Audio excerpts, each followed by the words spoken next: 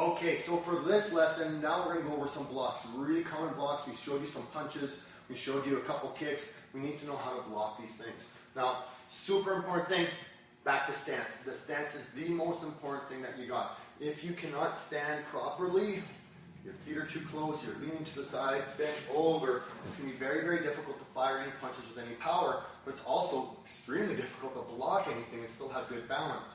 So, as a general rule of thumb, I like to say if I had to carry some weight, could I carry some weight right now? If I had somebody jump on my back, could I hold them up? Yes, I could. If my feet are close, okay, but I'm going to lose a little bit of that balance. And if I'm bent over, it's going to be very, very difficult to hold anything up. So my head is always going to be over my hips. No matter what kind of stance I am, no matter what kind of block I'm doing, I want to keep my head over my hips. I don't want to do this tilting to the side. Twisting is okay, right?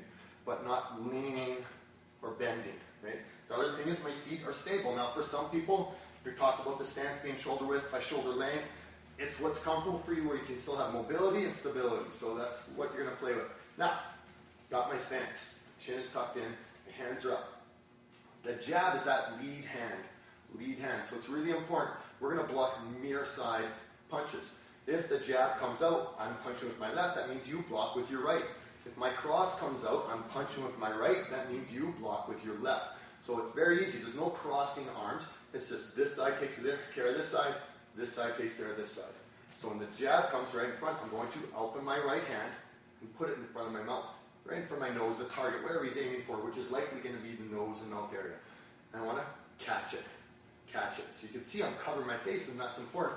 Now when I catch, I just put this hand in front, and it's a little bit of impact. I don't want to reach. I don't want to extend my arm, but I also don't want to just hold it here and then get hit in the face, right? So I want to have some contact there. So from this stance, if the jab comes, catch. Catch and back to my stance. Catch and back to my stance. Catch and back to my stance. And one important thing, you might notice when I'm catching, I'm slightly shifting forward. I want my weight to come in, because if that punch is coming and my heel's on the floor, even my block will send the weight into my heel and knock me backwards, so I'll lose my balance. So that you'll find that your stance, again, is super, super important. So the jab comes, catch, catch. Now, it's easy to catch a jab, because although it's a very fast punch, it's typically not a very strong punch, whereas a cross, there's lots of rotation, right? We talked about that cross. So it's important that we don't catch a cross. It's very, very challenging to do that. So what we want to do is parry it. Now, depending on your stance, we talked about having a Thai style or a Dutch style. Okay? If it's a Thai style, I'm going to turn my arm across. And this forearm is going to redirect. I'm not trying to stop the punch, but if I do, that's fine. As long as it doesn't hit me, that's okay. So if it ends up hitting my forearm or my elbow, that's fine. So I'm going to turn this arm across. This hand can come back if you like. So I have a nice, good shield. Now you can see it's difficult to see my face, and that's important.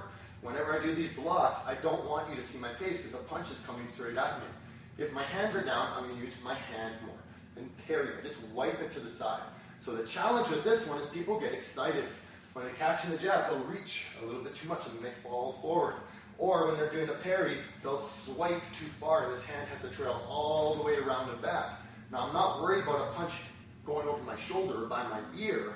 I'm worried about a punch hitting my head. So I just need to get this arm on the other side of my head, just so that my forearm lines up with my ear. The best block, although it's a little scary sometimes, is a block that grazes your hair, grazes your ear. You're like, whoa, that was a close one.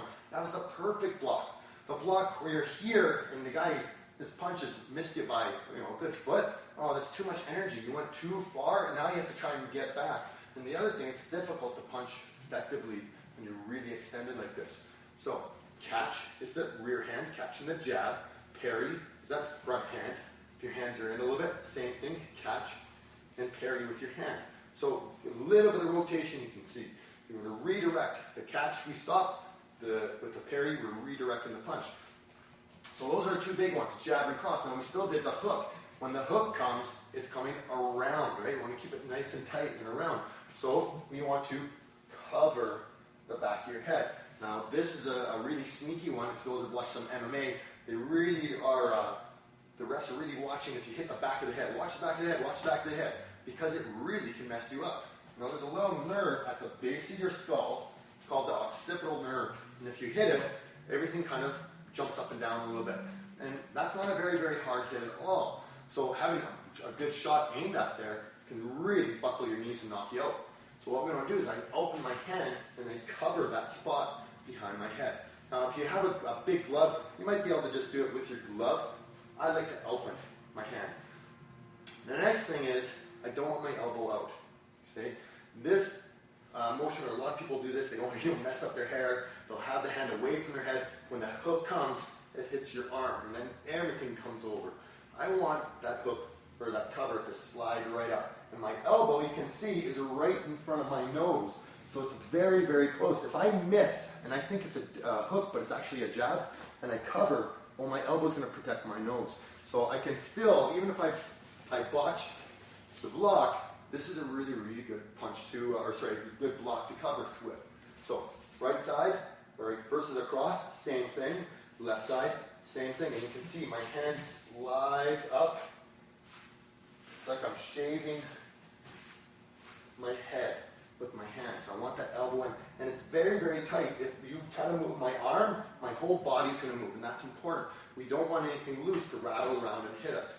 So we got to cover the other side, catch, parry, cover, cover. So really important. You can see a tiny little bit of a turn, but I can still see you with my one eye. I'm not going to turn, so then I don't know what's happening next.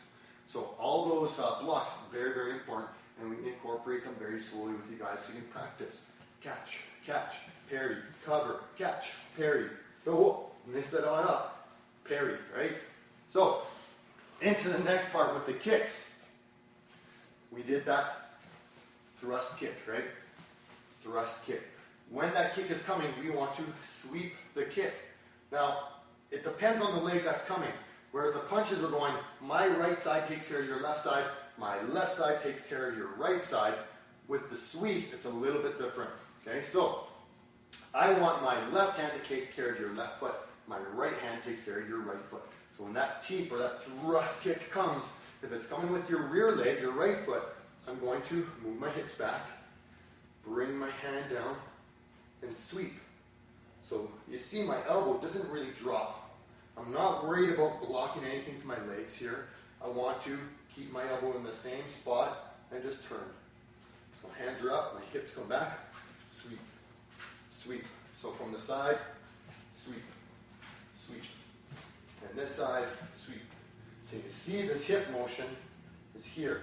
My one heel is up, now my other heel is up. I don't want my leg straight. If my leg is straight and I miss the sweep, it may land on my leg, on my knee. So I want to keep my stance nice and strong and sweep. Hips back as I sweep, sweep. If it's with the left leg, then my left hand is going to do the block. Hands are up, sweep, sweep. And then back to my stance, sweep. I'm still doing the hip dodge. The hip dodge doesn't change at all. So this is a little bit of front to back motion with your hips. Hands are up, and we don't drop. Don't drop your shoulder, don't drop your arm. That's the important part. Elbow stays where it is, sweep back, sweep, sweep, other side, sweep. Now, last one is the check, leg check. Really, this is the one thing that makes Muay Thai. Muay Thai is a leg check. Karate does different blocks, Taekwondo does different blocks, but Muay Thai does leg checks, and it's really important. The target is likely going to be a leg. It's very easy to kick a leg. Anybody can kick a leg. You don't need a lot of flexibility. You don't need a lot of power. So it makes for a very easy target. And the target is going to be just on the outer side of my quad here. So not in the front, not on the side, just at a little 45-degree angle, and slightly above my knee, a little less than halfway up my leg. When I leg check, my leg is going to go out to the side a little bit, not forwards. If my kick or if my check comes forward, when you hit my leg, I'll start to rotate. So we need to have some good balance in the stance. I'm going to shift my weight back. My leg comes up. My elbow and my knee come together to make a shield on this one side. So we want to cover all of this one side. To make it a little easier, I don't want to drop my arm down because my head is exposed. So if you watch my supporting leg now, I do a little bend. I absorb a little bit. My heel's off the floor whenever I'm standing on one foot. Doesn't matter if it's a kick or a block. Heel comes off the floor and I have a little bit of a spring in this leg.